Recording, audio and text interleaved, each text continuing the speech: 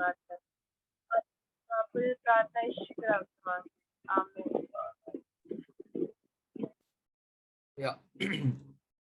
जय मसीह की एक बार फिर से सभी को। आज हम लेसन नंबर 5 हम करेंगे, जो कि महान आदेश की पाठशाला। हम इसमें से कुछ बातों को सीख रहे हैं। तो आज लेसन नंबर 5, जितने लोग लिखते हैं या लिख रहे हैं तो आप कृपया करके नोट कर सकते हैं। लेसन नंबर 5, महान आदेश के सार को समझना। महान आदेश के आज का जो मुख्य हमारा जो विषय है लेसन नंबर 5 में, महान आदेश के सार को समझना, understanding the heart of great commission. महान आदेश के सार को समझना। और इसका जो मुख्य उद्देश्य है वो होगा कि महान आदेश की एक गहरी समझ को प्राप्त करना। इसके द्वारा जो आज जो हम मुख्य उद्देश्य जो होगा कि महान आदेश की एक गहरी समझ हमें होने के लिए हम इस अध्याय से सीखेंगे। और यह भी सीखेंगे कि प्रेरितों ने, जो यीशु मसीह के चेले, जो प्रेरित लोग थे, उन्होंने महान आदेश को कैसे पूरा किया। तो ये कुछ महान इस अध्याय के कुछ उद्देश्य है जो हम यहाँ पर सीखेंगे। और आप वचनों को भी लिख सकते हैं जो मुख्य परिच्छेद जो होंगे। मत्ती 28:18 से 20, मत्ती रचित सुसमाचार 28:18 से 20, मरकुस 16 अध्याय 15 से 18, मरकुस 16 15 से 18,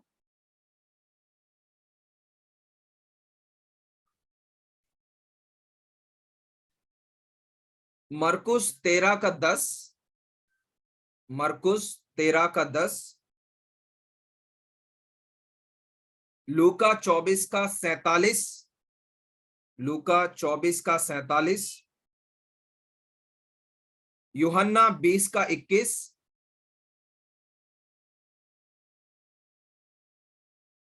प्रेरितों के काम 1 का 8, प्रेरितों के काम 1 का 8,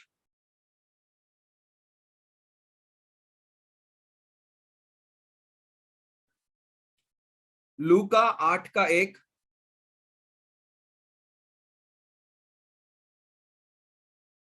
और प्रकाशित वाक्य 7 का 9।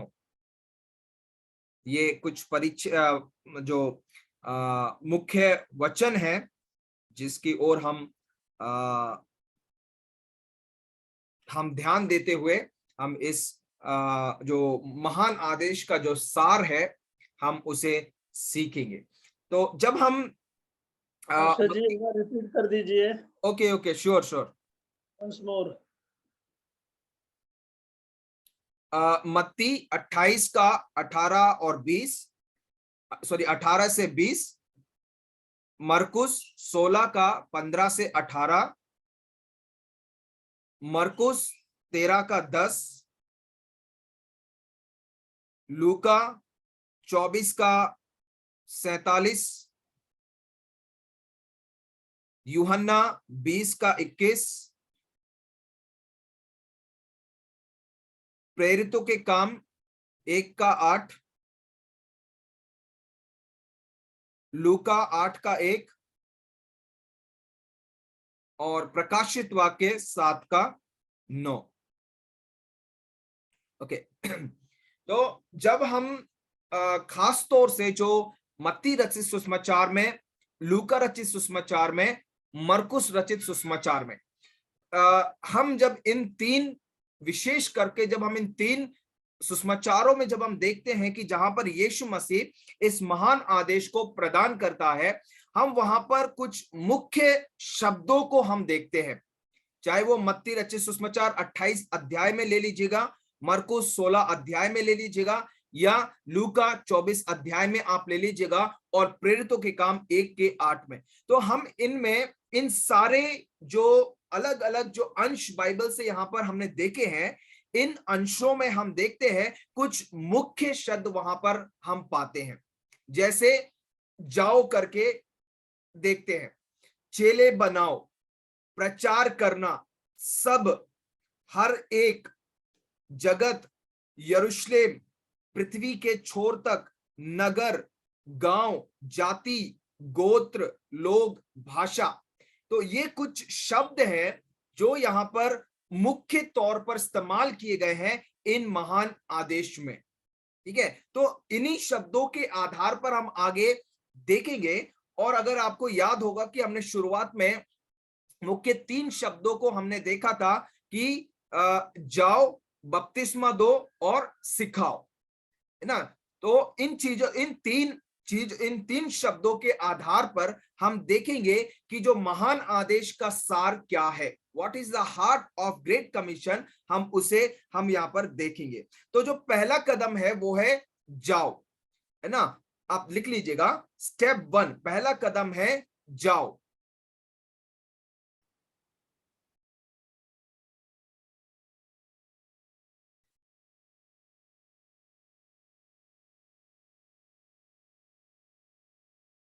ओके, तो पहला जो कदम है कि जाओ। अब क्वेश्चन मार्क है कि कहां जाना है ना। तो हम कोई मुझे पढ़ने में मदद कर दीजिएगा। एक जन मत्ती 16 का 15 और दूसरा कोई व्यक्ति मत्ती 28 का 19।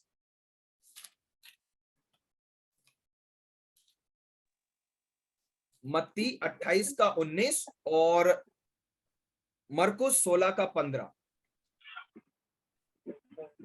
उसने उनसे कहा, परंतु तुम मुझे क्या कहते हो? सामोन पतरस ने उत्तर दिया, तू जीवते परमेश्वर का पुत्र मसीह है। मरकुस 16 का 15, मरकुस 16 का 15 और मत्ती 28 का 19।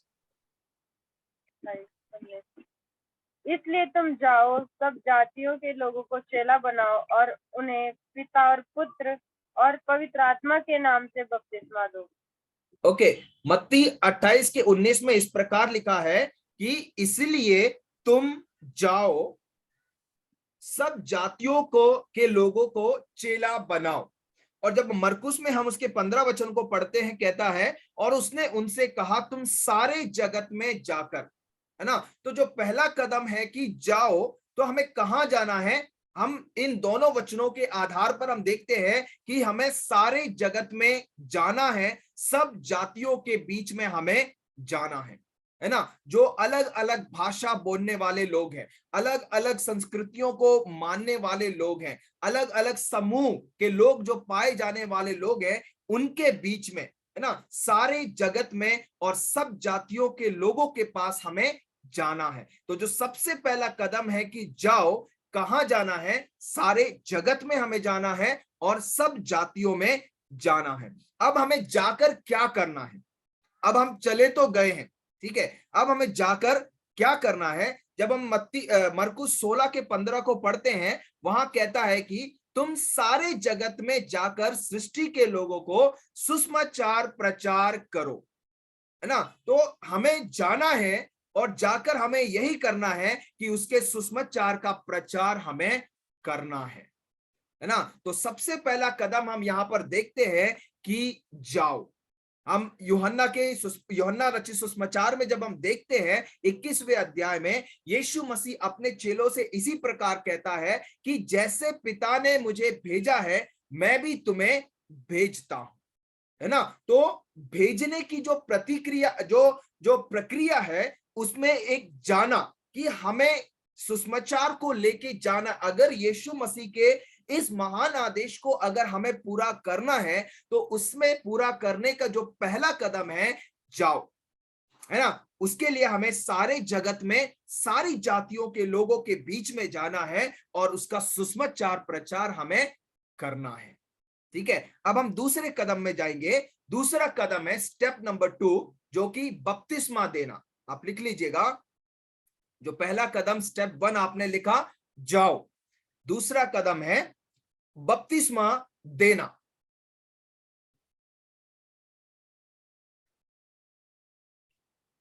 ओके, अब प्रश्न यहां पर फिर से यह उठता है कि हमें किसे बपतिस्मा देना है ना। हम पढ़ेंगे मरकुस 16 का 16 कहता है जो विश्वास करे और बपतिस्मा ले, है ना, उसी का उद्धार होगा। तो उस वचन के आधार पर हम देखते हैं कि जो विश्वास करे वो बपतिस्मा ले। तो हमें किसे बपतिस्मा देना है? जो विश्वास करता है ना, यीशु मसीह पर विश्वास करता है, जो विश्वास करता है कि यीशु मसीह उसके पापों के लिए मारा गया, गाड़ा गया, जी उठा, उसके लिए वो जी रहा है, उस यीशु पर विश्वास करने वाले के लिए क्या करना? हमें बपतिस्मा देना है ना। हम उदाहरण के तौर पे प्रेरितों के काम 8 अध्याय में देखते हैं, जहां पर फिलिप ने, है ना, एक खोजे को, एक यूनक को वहां पर बपतिस्मा दिया, है ना। जब वो खोजा रिक्शे में बैठकर जब जा रहा था तो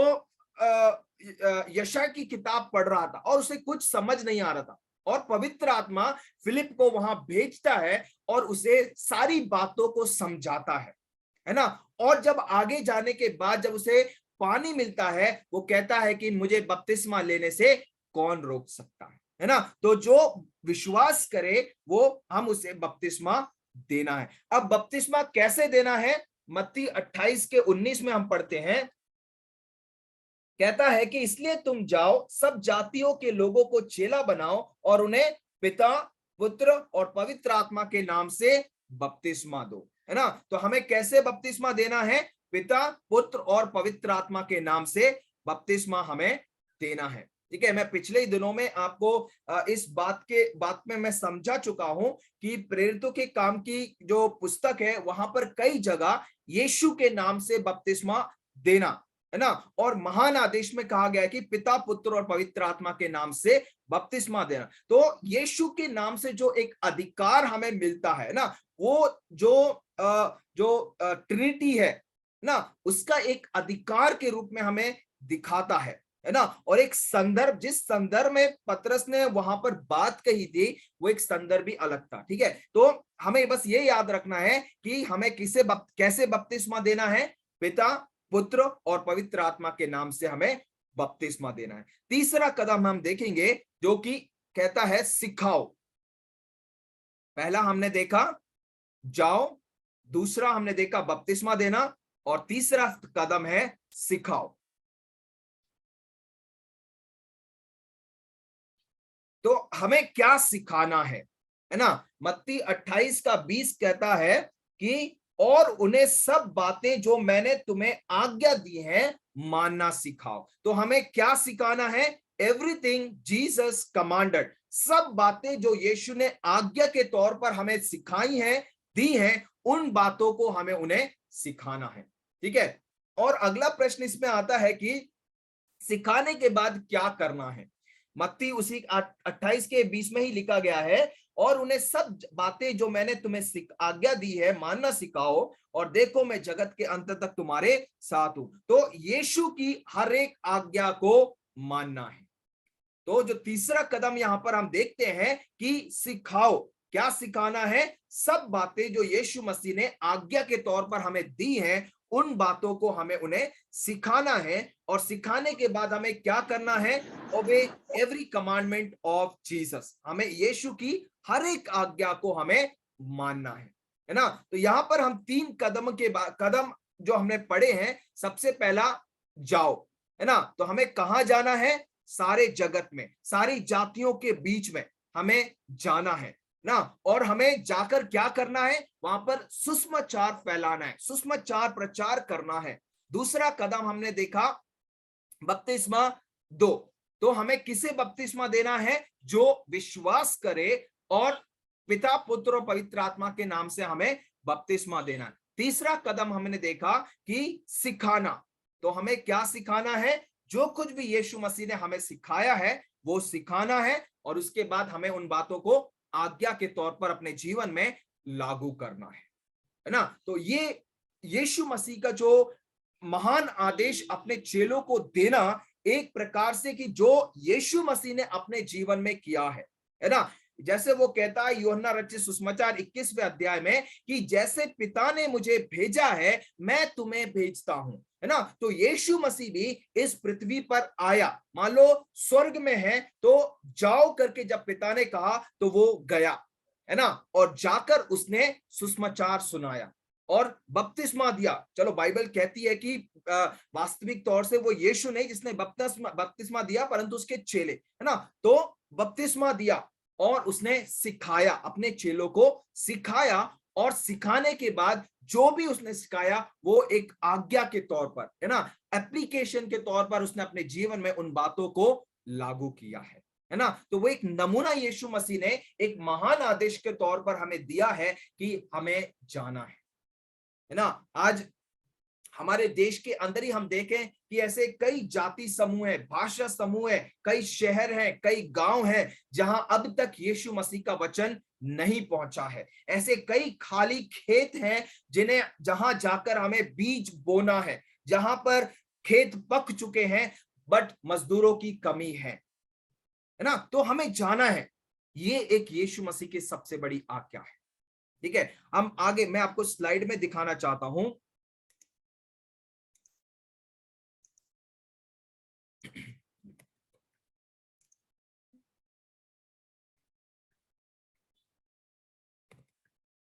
ओके, आप अपनी स्लाइड में देखेंगे कि हमें कहां जाना है ना, और किसके पास जाना है। ठीक है, आप अपने स्लाइड में देखिएगा, फिर बाद में आप लिख सकते हैं। तो वहां पर आप देखते हैं कि जो स्टार्टिंग लेटर आप वहां पर देखिएगा जो लिखा गया है PLUG, प्लग, मतलब P से होता है पीपल ग्रुप, L से होता है लैंग्वेज ग्रुप, U से है अर्बन एरियाज, और G से है ज्योग्राफिकल विलेजेस, है ना। तो पीपल ग्रुप मतलब जाति समूह। जैसे अभी हमने मत्ती रचित सुसमाचार और मरकुस रचित सुसमाचार में देखा कि सारी जाति लोगों के बीच में जाकर यह सुसमाचार सुनाओ। तो पीपल ग्रुप जाति समूह। फिर एल से जो लैंग्वेज ग्रुप है वो है भाषा समूह, है ना। कई भाषाएं बोलने वाले लोग हैं, हमारे देश में ही देख लें हजारों भाषाएं बोलने वाले लोग हैं। तो उन भाषा बोलने वालों के समूह के लोगों के बीच में जाकर सुसमाचार प्रचार करना है। अर्बन एरियाज जो शहर हैं, है ना, शहरों में जाकर प्रचार करना, और ज्योग्राफिकल विलेज जो गांव है ना, रूरल एरिया से गांव में जाकर हमें सुसमाचार प्रचार करना है। तो हमें कहां जाना है, हमेशा इस शब्द को याद रखिएगा, प्लग, जो कि PLUG, पीपल ग्रुप जाति समूह, लैंग्वेज ग्रुप भाषा समूह, अर्बन एरियाज शहर, और ज्योग्राफिकल विलेजेस गांव। तो जाति समूह लोगों के बीच में, भाषा समूह के लोगों के बीच में, शहरों में, गांव में जाकर हमें सुसमाचार प्रचार करना है ना। जो वचन शुरुआत में हमने लिखे हैं मुख्य परिच्छेद के रूप में, उन वचनों को आप घरों में जाके पढ़िएगा। उन वचनों में इसी प्रकार लिखा गया है कि यीशु मसीह भी गांव गांव जाकर, शहरों में जाकर परमेश्वर के वचनों को, सुसमाचार का वो प्रचार कर रहा था, है ना। तो आज हमारे लिए भी ये एक चुनौती है कि हमें कहां जाना है ना। हमारे देश में ही ले लीजिए, कई जाति समूह है ना, पीपल ग्रुप है, ट्राइबल एरियाज वाले लोग हैं जिन्हें हम कभी सुना नहीं है, हम जानते नहीं है ना। वादियों में रहने वाले, पहाड़ों में रहने वाले, गांव खेड़ों में रहने वाले लोग हैं जिन्होंने कभी यीशु के वचनों को नहीं सुना। तो उस खाली खेतों में जाकर हमें क्या करना है, बीज बोना, यीशु मसीह के सुसमाचार को हमें बोना है। तो ये शब्द हमेशा याद रखिएगा, PLUG। ठीक है, तो मैं आपको 1 मिनट देता हूं, अगर आप लिखना चाहते हैं तो आप लिख लीजिएगा अभी।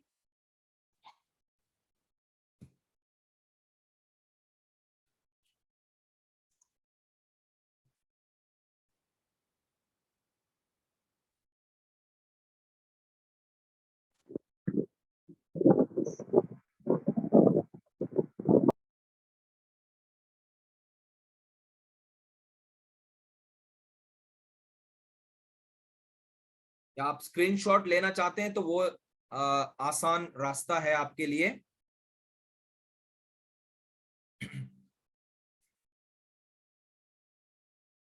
चलिए हम आगे बढ़ते हैं। अभी हम यहाँ पर मैं एक शब्द को बार बार यहाँ पर दोहरा रहा था, जो कि खाली खेत है ना। खाली खेत में जाकर परमेश्वर के वचन को या बीज को बोना है ना। तो अब खाली खेतों को चुनने के पहले हमें क्या करना है? प्रार्थना करना है ना। पिछले दिनों में हमने सीखा है कि जब एक खाली खेत को जब एक किसान चुनता है तो वो किन किन बातों की तैयारी करता है ना। कैसे तैयारी करता है? बीज बोने से पहले उस खेत को किस प्रकार तैयार करता है ना। तो खाली खेतों को चुनने से पहले हमें क्या करना है? प्रार्थना करना है। क्या प्रार्थना करना है? जब हम पहली इतिहास की किताब 4 अध्याय उसके 10 वचन को जब हम पढ़ते हैं, वहां पर जाबेज नामक एक व्यक्ति परमेश्वर से प्रार्थना करता है कि मेरी सीमाओं को बढ़ाओ है ना, मेरी सीमाओं को बढ़ा दे है ना। इस प्रकार एक प्रार्थना करता है। जब हम यहोशू के बारे में जब हम पढ़ते हैं पहले अध्याय में, परमेश्वर ने वादा किया है उनसे कि जिस जिस जगह में तुम पांव रखोगे वो जगह मैं तुम्हें प्रदान करूंगा है ना। एक विश्व एक वायदे के तौर पे परमेश्वर ने उन्हें दिया है। तो वो कह सकते हैं हम कि मेरी सीमाओं को बढ़ाएं, हमारे मोरिया चर्च की सीमाओं को बढ़ाएं, हमारे भारत देश की कलीसिया की सीमाओं को बढ़ाएं, हमारे पारिवारिक कलीसियाओं की सीमाओं को बढ़ाएं है ना। एक ऐसी प्रार्थना हमें करना है जब हम खाली खेतों को हम चुन रहे हैं है ना। दूसरा हम देखते हैं यशाया 54 के दूसरे वचन में, 54 के दूसरे अध्याय में हम देखते हैं, जहां कहता है अपने तंबू का स्थान चौड़ा कर है ना। अपने तंबू का स्थान क्या करना है? हमें चौड़ा करना है, उसे बढ़ाना है ना। और तीसरा हम देखते हैं लूका 17 के 5 में, लूका 17 के 5 में जो प्रार्थना वहां पर चेले लोग करते हैं कि हमारे विश्वास को बढ़ा। चेलों के समान एक हमारी प्रार्थना होनी है कि हमारे विश्वास को बढ़ाने के लिए है ना। खासतौर से आज के संदर्भ में जब हम देखें, जहां हमें सुसमाचार सुनाने का कोई आजादी नहीं है, ट्रैक्ट्स बांटने की आजादी नहीं है ना, खुले आम परमेश्वर के बारे में प्रचार करने का एक अनुमति नहीं है ना। तो इस एक माहौल में परमेश्वर से प्रार्थना करना कि परमेश्वर मेरे विश्वास को बढ़ा है ना, ताकि एक रास्ता खुले, एक सुसमाचार प्रचार हम कर सकें। अगला हम देखते हैं जो कहता है यशाई की किताब में सही, जहां पर एक हम सब ने विलियम कैरी के रूप बारे में सुना होगा है ना, जो इंग्लैंड से भारत देश में आता है, जो कोलकाता नामक जो हमारा जो एक राज्य है उस जगह में आता है, और वो यही प्रार्थना करता है परमेश्वर से कि expect great things from God, attempt great things for God, कि परमेश्वर से महान चीजों की अपेक्षा करो और परमेश्वर के लिए महान कार्य करो है ना। तो हमें परमेश्वर से क्या करना है? महान चीजों की अपेक्षा करना है ना। कि परमेश्वर, जैसे अगर आपको याद हो कि एक संडे को स्टेफन भाई ने चर्च में हमारी कलीसिया में प्रचार किया था कि हमारा जो दर्शन है, हमारा जो स्वप्न है वो छोटा नहीं परंतु एक बड़ा होना चाहिए है ना, कि हमारी मोरिया कलीसिया पूरे दिल्ली शहर में फैल जाए है ना, कई ऐसी ब्रांचेस, इस प्रकार का एक स्वप्न, एक दर्शन लेते हुए है ना, कि परमेश्वर से महान चीजों की हमें क्या करना है? अपेक्षा करना है, और परमेश्वर के लिए महान कार्य करना भी है। अपेक्षा तो हम कर रहे हैं, विश्वास तो हम कर रहे हैं, पर विश्वास के आधार पर एक कार्य भी हमारे द्वारा होना है। तो हम परमेश्वर के लिए ही महान, तो उसी के आधार पर हम देख सकते हैं कि परमेश्वर हमारी सीमाओं को बढ़ाएगा, हमारे तंबुओं को वो स्थान, हमारे तंबुओं के स्थान को चौड़ा करेगा, और हमारे विश्वास को बढ़ाने के लिए उसके लिए हमें प्रार्थना करना है। ठीक है, तो आगे हम देखते हैं, आप लिख लीजिएगा कि प्रेरितों ने महान आदेश को कैसे पूरा किया है ना। शुरुआत में अगर आपको याद हो तो मैंने 2 उद्देश्य आपको बताए थे कि आज के पाठ के द्वारा जो 2 उद्देश्य हैं, पहला महान आदेश की एक गहरी समझ को प्राप्त करना, और दूसरा प्रेरितों ने महान आदेश को कैसे पूरा किया। तो हम उस दूसरे भाग को हम यहां पर देखेंगे कि प्रेरितों ने महान आदेश को कैसे पूरा किया, और उसके लिए आप वचन लिख लीजिएगा, प्रेरितों के काम 14 अध्याय 21 से लेके 23 तक। प्रेरितों के काम 14 अध्याय 21 से लेके 23 तक।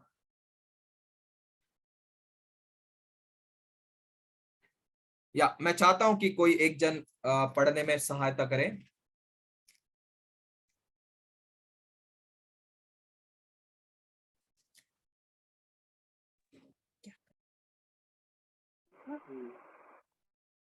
वे उस नगर के लोगों को सुसमाचार सुनाकर और बहुत से चेले बनाकर। पढ़िए पढ़िए दीदी पढ़िए। लुस्त्रा और इकुनियुम और अंताकिया को लौट आए और चेलों के मन को स्थिर करते रहे और यह उपदेश देते थे कि विश्वास में बने रहो, और यह कहते थे हमें बड़े क्लेश उठाकर परमेश्वर के राज्य में प्रवेश करना होगा। और उन्होंने हर एक कलीसिया में उनके लिए प्राचीन ठहराए और उपवास सहित प्रार्थना करके उन्हें प्रभु के हाथ सौंपा जिस पर उन्होंने विश्वास किया था।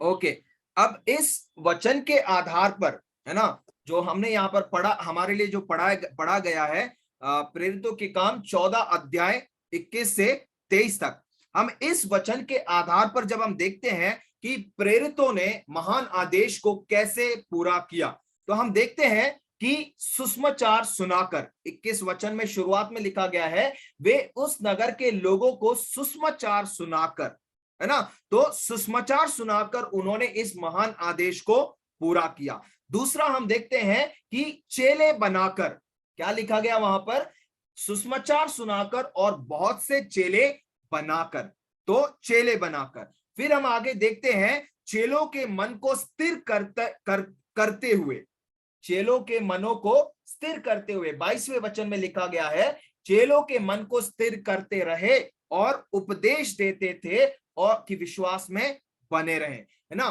तो तीसरी बात है चेलों के मन को स्थिर करते हुए, चौथा बात है उपदेश देते हुए विश्वास में बने रहने के लिए। ये चौथा हम यहां पर चीज देखते हैं कि प्रेरितों ने महान आदेश को पूरा करने कैसे पूरा किया। पहला हमने देखा सुसमाचार सुनाकर, दूसरा चेले बनाकर, तीसरा चेलों के मन को स्थिर करते हुए, और चौथा उपदेश देते थे विश्वास में स्थिर बने रहने के लिए। नेक्स्ट हम देखते हैं कि कलीसिया में प्राचीन ठहराए, या 23 वचन में लिखा गया है उन्होंने हर एक कलीसिया में उनके लिए प्राचीन ठहराए।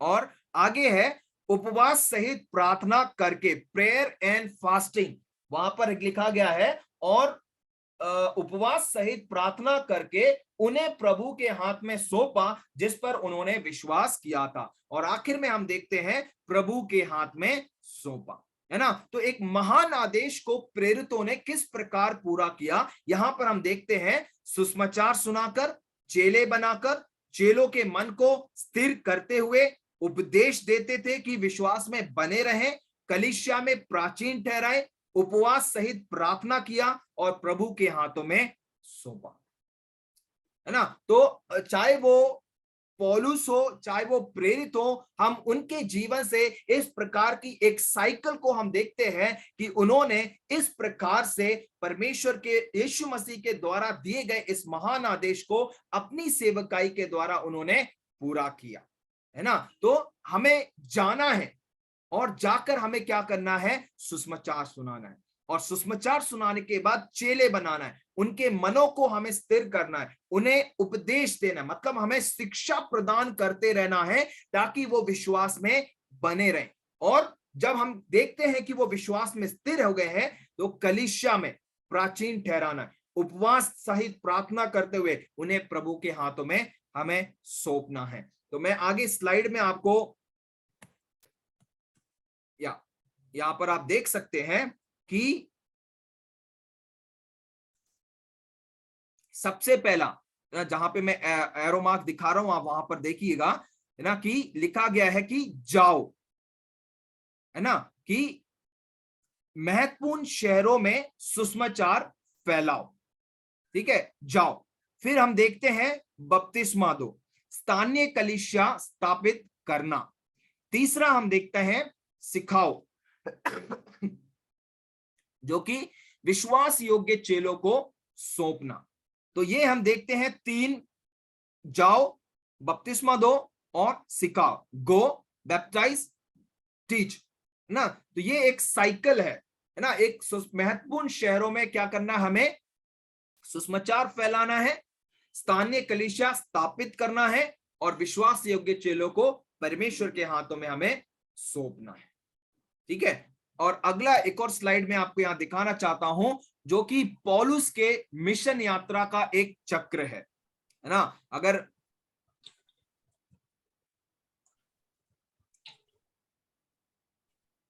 प्लास्टिक 2013 का आया, प्लास्टिक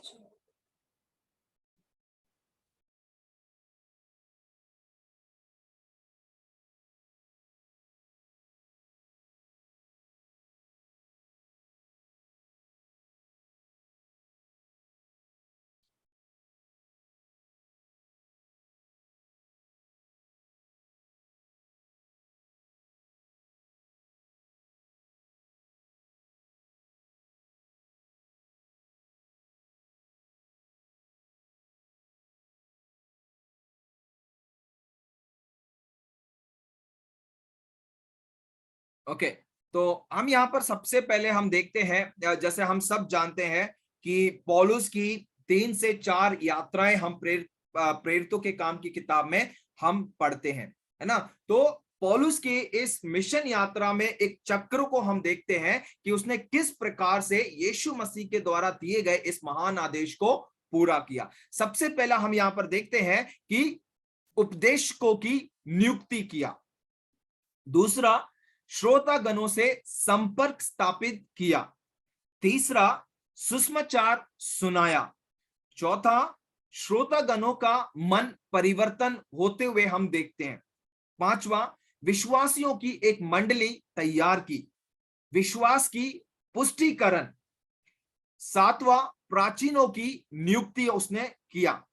8वें, विश्वासियों का सौंपा जाना, संबंध बनाए रखना। और आखिर में हम देखते हैं भेजने वाला कलीसिया का समूह, है ना। तो एक प्रकार से जो पौलुस की एक साइकिल थी, अगर मैं शॉर्ट में कहूं तो पौलुस के जो एक मिशन यात्रा का जो चक्र, एक संक्षिप्त तौर में अगर मैं कहूं तो उसने जिन जगहों में सुसमाचार नहीं फैला, सुसमाचार जाके उसने प्रचार किया।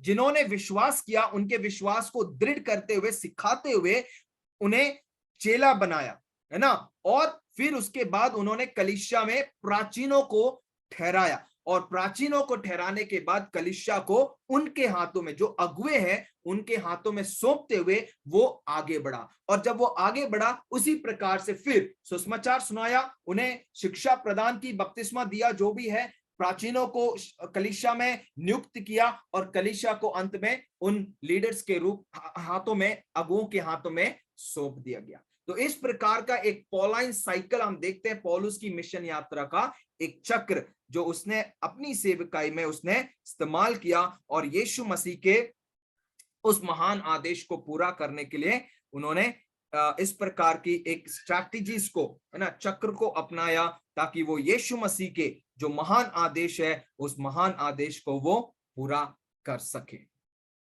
तो आज हम सब के लिए भी एक ये महान चुनौती है कि यीशु मसीह के इस महान आदेश को हमें पूरा करना है ना। जहां भी परमेश्वर ने हमें रखा है, पारिवारिक तौर पर, कलीसियाई तौर पर या व्यक्तिगत तौर पर भी, हम जहां भी हैं, है ना, उस यीशु मसीह के महान आदेश को हमें पूरा करना है। तो जो 3 शब्द हमें उस महान आदेश के आधार पर मिलते हैं, जो कहता है जाओ, बपतिस्मा दो और सिखाओ, है ना। तो ये हम इसमें से जो महान आदेश की एक जो गहरी समझ है, हम इसके आधार पर हम प्राप्त करते हैं। तो इसमें हमने मुख्य वचनों के आधार पर हमने देखा कि यीशु मसीह जो का जो द्वारा दिया गया जो महान आदेश है, 3 कदमों में हमने देखा कि जाओ, बपतिस्मा दो और सिखाओ। और हमने फिर देखा कि प्रेरित लोगों ने किस प्रकार से इस महान आदेश को उन्होंने पूरा किया। सुसमाचार सुनाकर, चेले बनाकर, चेलों के मनों को स्थिर करते हुए, उपदेश देते हुए उन्हें विश्वास में स्थिर रखा, कलीसिया में प्राचीनों को, लीडर्स लोग को, अगुओं को ठहराया, उपवास सहित प्रार्थना किया और प्रभु के हाथों में कलीसिया को या उन विश्वासियों को सौंपा ना। तो जो भी आज हमारे सेवकाई के द्वारा हो या हमारे सुसमाचार प्रचार के द्वारा जो लोग विश्वास करते हैं, है ना, हम उनके लिए उपवास करते हुए, प्रार्थना करते हुए, उन्हें उपदेश देते हुए हम कलीसिया में लाएं, उन्हें बढ़ावा दें और प्रभु के हाथों में हम सौंपें। और हम में से हर एक जन, है ना, प्रभु के उस महान आदेश को पूरा करने वाले हम लोग होने पाए। तो अगर आज के इस शिक्षा के द्वारा आधार पर अगर कोई प्रश्न है तो आप पूछ सकते हैं, अन्यथा हम ब्रेकआउट रूम्स में, अलग अलग ग्रुप्स में हम जाएंगे और हम वहां पर कुछ बातों को लेकर हम वहां पर चर्चा करेंगे।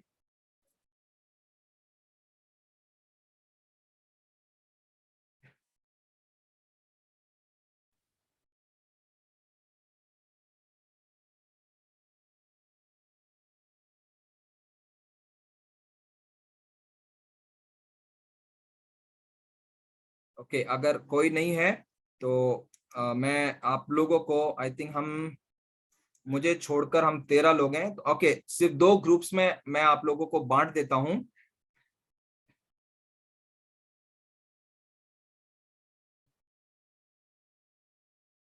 तो 2 ग्रुप्स में